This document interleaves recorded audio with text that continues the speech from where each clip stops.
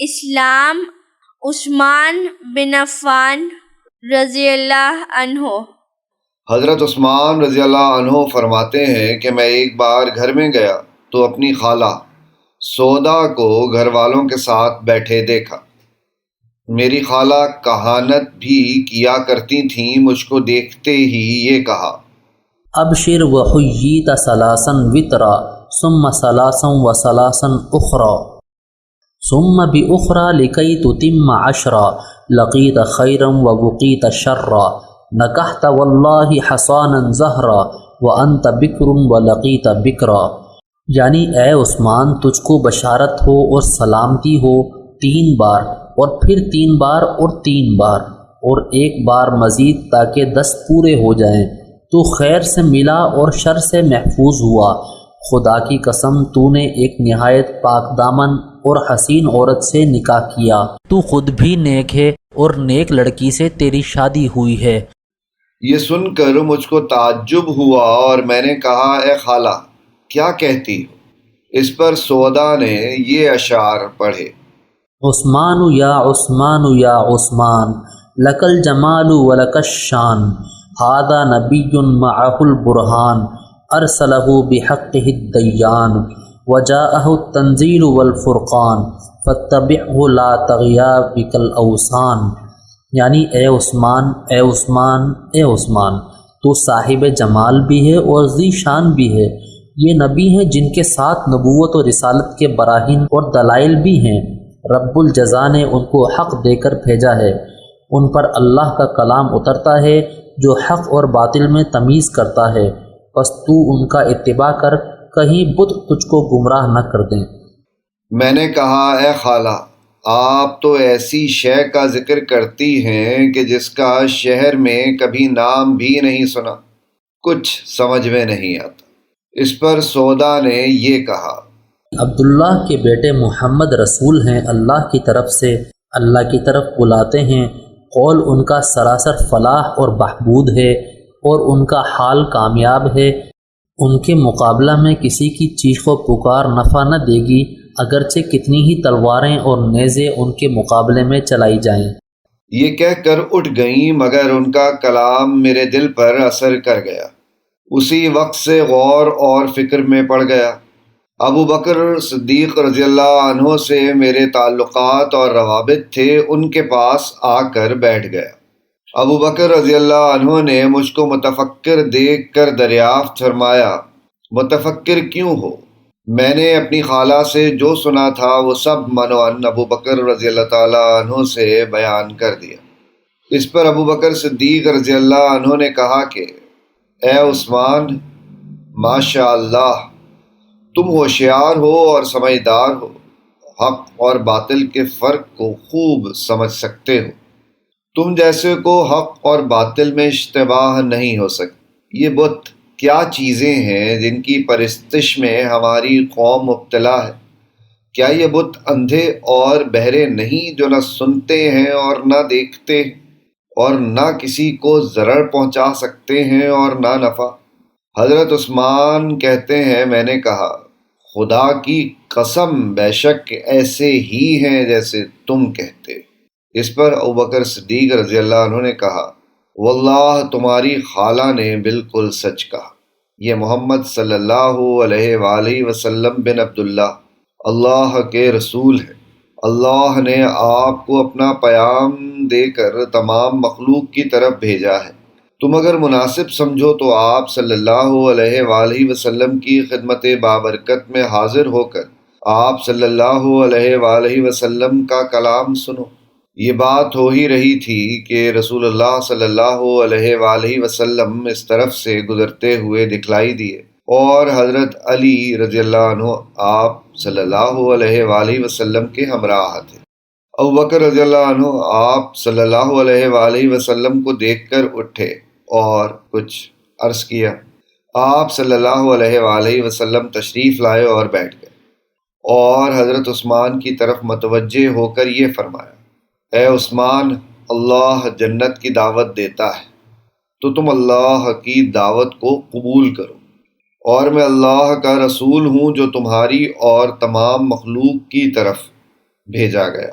حضرت عثمان رضی اللہ تعالی عنہ فرماتے ہیں فواللہ ما تمالکت حین سمعت قولہ ان اسلمت وشہدت ان لا الہ الا اللہ وحدہ لا شریک لہ وان محمد عبدہ ورسولہ، یعنی خدا کی قسم آپ صلی اللہ علیہ وسلم کا کلام سنتے ہی میں ایسا بے خود اور بے اختیار ہوا کہ فوراً اسلام لے آیا، اور یہ کلمات زبان پر جاری ہو گئے، اشہد ان لا الہ الا اللہ وحدہ لا شریک لہ وان محمد عبدہ ورسولہ۔ کچھ روز نہ گزرے کہ آپ صلی اللہ علیہ وآلہ وسلم کی صاحبزادی حضرت رقیہ رضی اللہ عنہا میرے نکاح میں آئیں اور میری خالہ سودا نے اس بارے میں یہ اشعار پڑھے۔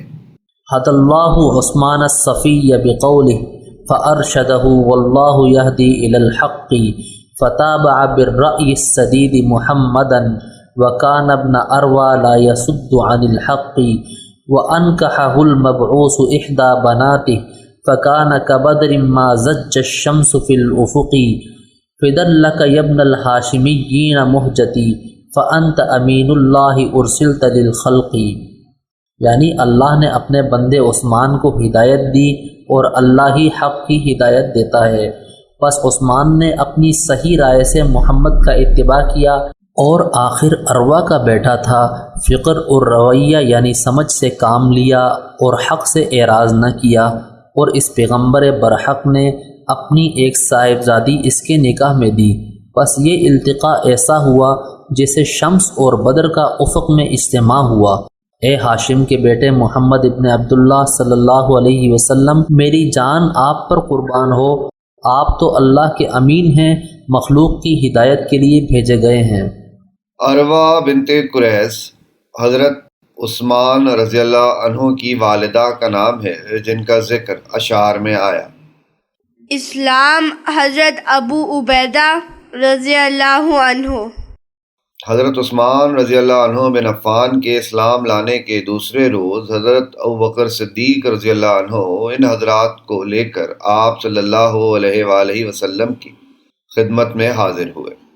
عثمان بن مختون، ابو عبیدہ بن الجراح، عبد الرحمن بن عوف، ابو سلمہ بن عبد الاسد، ارقم بن الارقم، یہ سب کے سب ایک ہی مجلس میں مشرف باسلام ہوئے، اور یہ سب حضرات دارالارقم میں پناہ گزین ہونے سے قبل اسلام لائے۔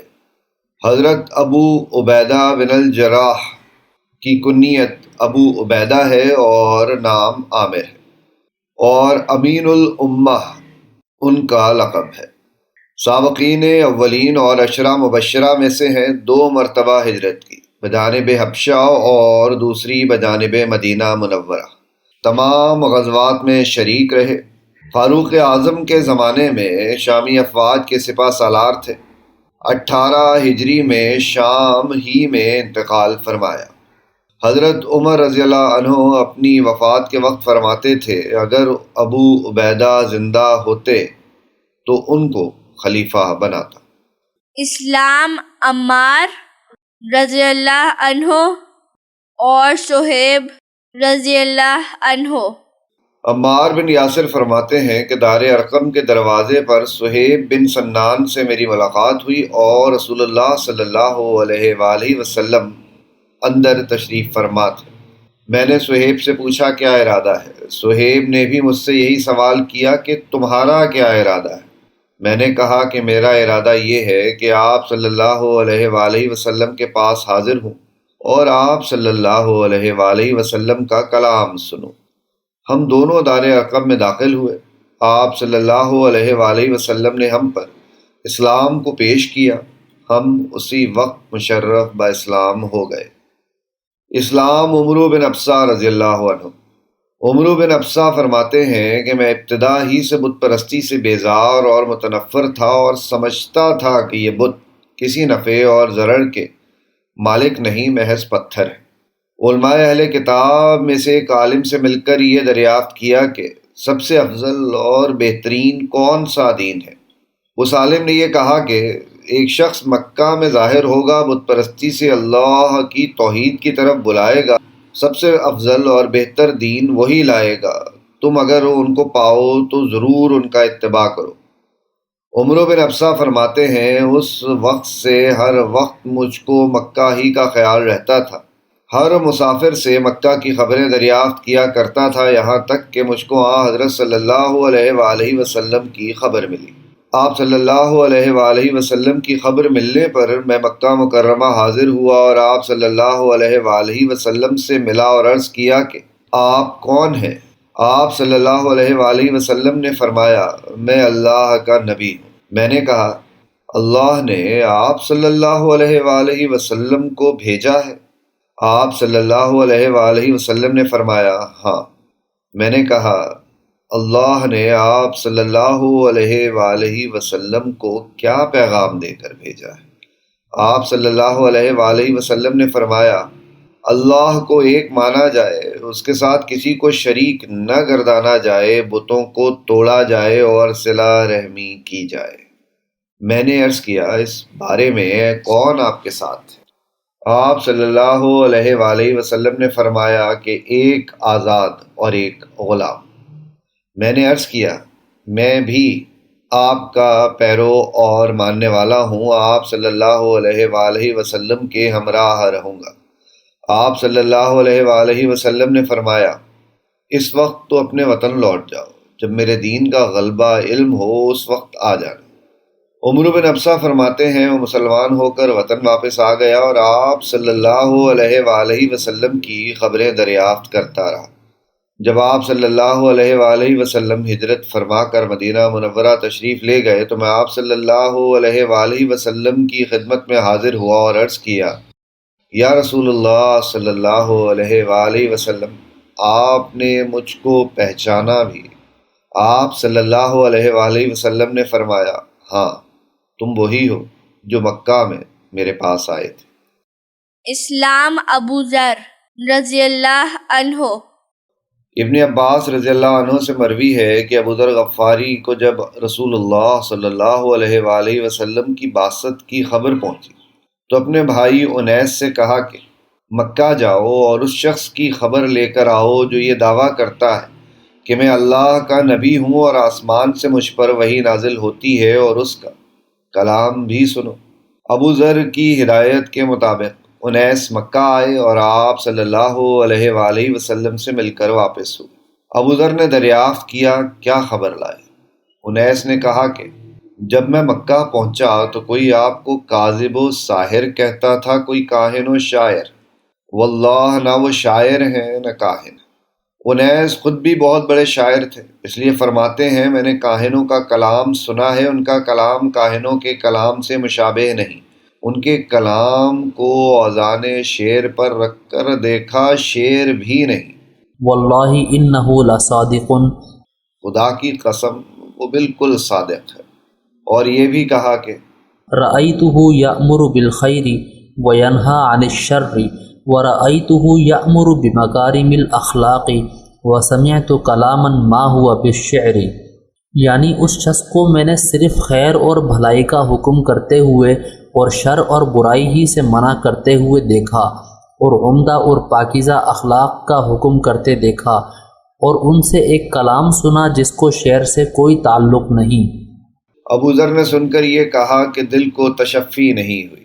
غالباً ابو ذر آپ صلی اللہ علیہ وآلہ وسلم کے حالات اور واقعات تفصیل کے ساتھ سننا چاہتے تھے، اتنا اجمال ان کے لیے کافی اور شافی نہ ہوا، اس لیے ابو ذر خود کچھ توشہ اور مشکیزہ لے کر مکہ روانہ ہوئے اور حضرت علی کرم اللہ وجہہ کے توسط سے بارگاہ رسالت میں پہنچے اور آپ صلی اللہ علیہ وآلہ وسلم کا کلام سنا، اسلام لائے اور حرم میں پہنچ کر اپنے اسلام کا اعلان کیا۔ کفار نے اتنا مارا کہ زمین پر لٹا دیا، حضرت عباس نے آ کر بچایا۔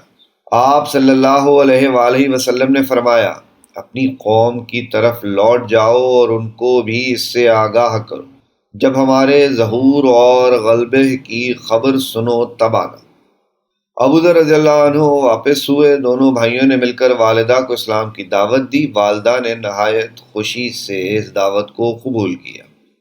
بعد ازاں قبیلہ غفار کو دعوت دی، نصف قبیلہ اسی وقت مشرف با اسلام ہو گیا۔